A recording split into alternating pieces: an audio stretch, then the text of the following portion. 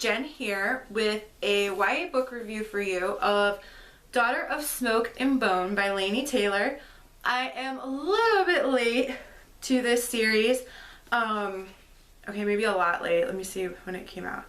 Okay, 2012, so I'm a lot late, but I've been meaning to read it for a while, and I read the first 3/4 of this book incredibly fast. And then I kind of waited for like 3 weeks, 2.5 weeks before finishing the last like 60 or so pages, which I finished last night. And I'm not really sure why.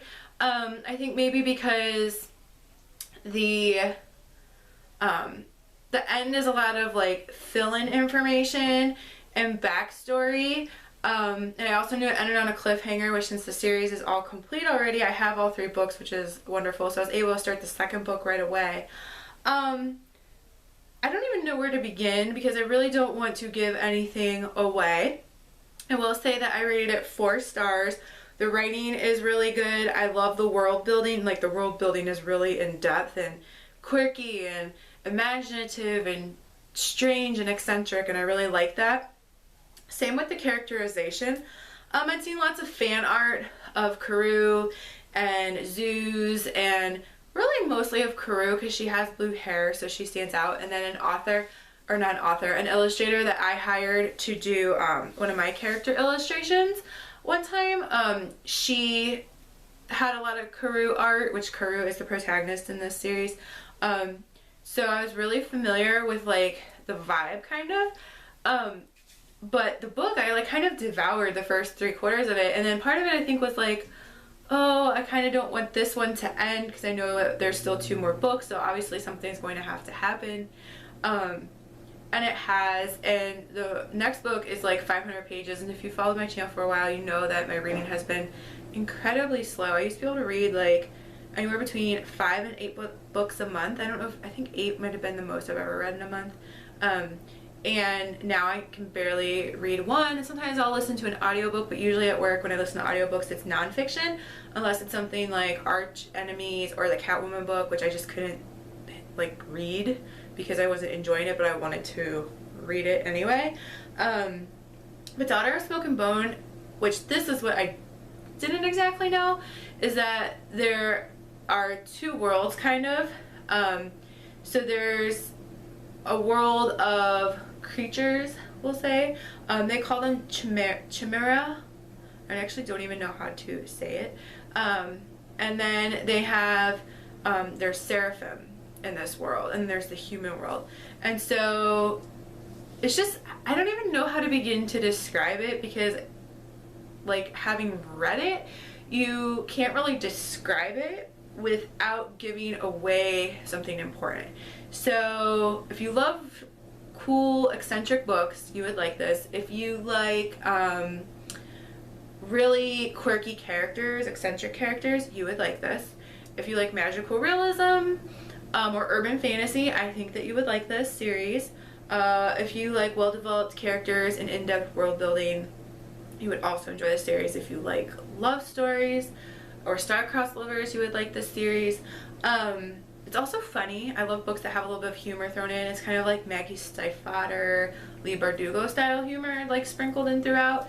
And it ends on a cliffhanger, like I said. So if you don't like that, you might not enjoy this, or have the next book since they're all available when you start it.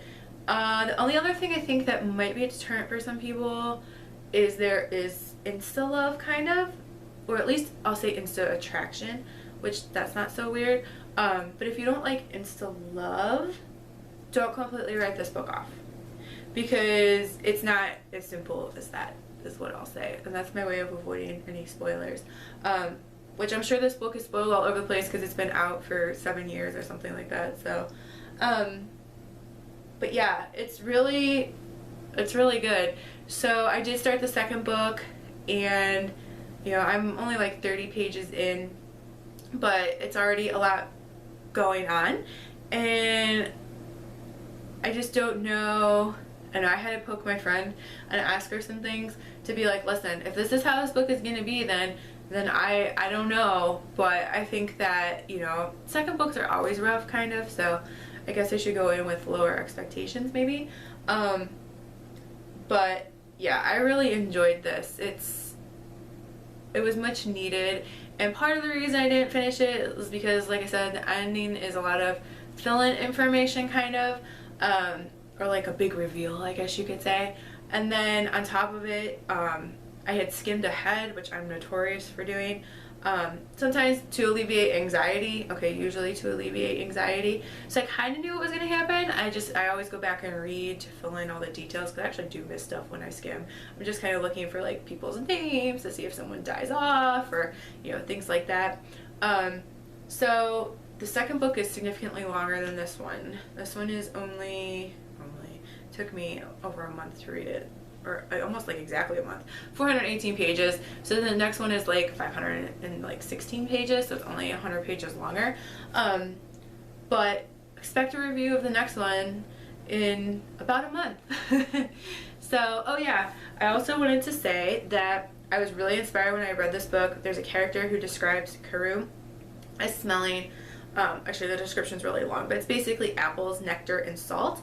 And so I own a candle shop called The Bookish Flame. I've been open since 2016, and my candles are 100% soy, handmade, made in small batches, hand poured right here in my house. They're actually stored right over there. But I made a Karoo candle, so I thought I would share that, because if you find this video and you enjoy the book, maybe you would want to pick that up. And the smell is just really unique. The nectar smell is just really, it really gives it like a sweet note, so it's not just apple-y. So, but anyway, and then the quote I chose is from the front of the book, which says, "Once upon a time, an angel and a devil fell in love. It did not end well." So yeah, that's available in my shop, which I always link in the bottom of my videos.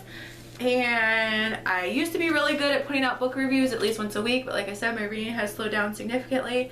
I have lots of book reviews on this channel.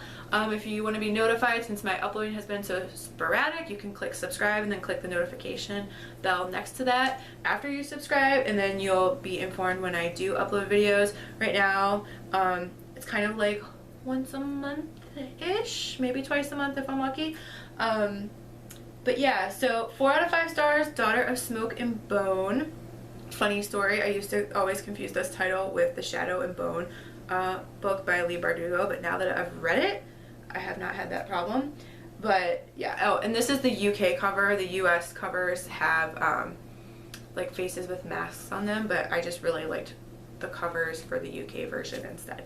So in the meanwhile, happy reading and happy writing.